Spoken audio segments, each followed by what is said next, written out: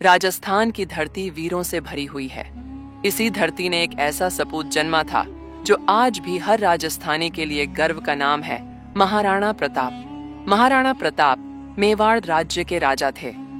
उनका जन्म 9 मई 1540 को उदयपुर में हुआ। बचपन से ही वे साहसी, आत्मसम्मानी और धर्म के प्रति निष्ठावान थे। जब अकबर ने भारत के अधिकतर राजाओं को झुका लिया, तब भी महाराणा प्रताप अकेले ऐसे राजा थे जिन्होंने उसकी अधीनता स्वीकार नहीं की।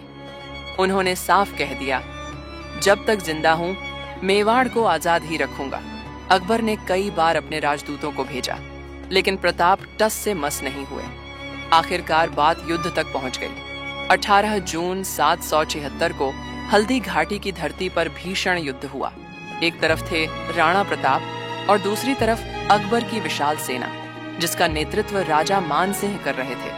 राणा की सेना छोटी थी, लेकिन उनका हौसला बहुत बड़ा था। युद्ध शुरू हुआ, तलवारें चलीं, भाले बरसे और धरती खून से लाल हो गई। इस युद्ध में महाराणा प्रताप का प्रिय घोड़ा चेतक भी बुरी तरह घायल हो गया, लेकिन चेतक ने अपने एक पैर पर दौड़ते हुए राणा को युद्ध के मैदान से बाहर निकाल दिया।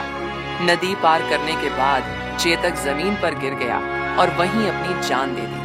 युद्ध का कोई सीधा परिणाम नहीं निकला, लेकिन राणा प्रताप की वीरता और आत्मगौरव ने उन्हें अमर बना दिया। उन्होंने जंगलों में रहकर घास की रोटियां खाकर भी कभी हार नहीं मानी।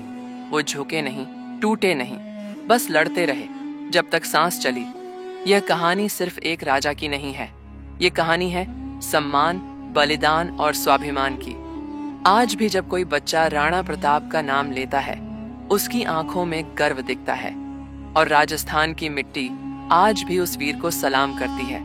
लेकिन अब एक सवाल हम सब से है, इतिहास की किताबों में ये नाम क्यों जिंदा है?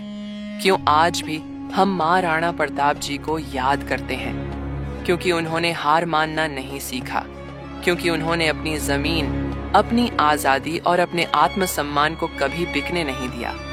अब सोचिए, क्या आज के युवाओं में वही जज्बा है? क्या हम अपनी संस्कृति, अपने स्वाभिमान और अपने अधिकारों के लिए खड़े हो सकते हैं? महाराणा प्रताप जी ने जंगल में रहकर भी अपनी राजसी आत्मा को कभी मरने नहीं दिया। हम आज सुविधा में रहकर भी कई बार अपना लक्ष्य भूल जाते हैं।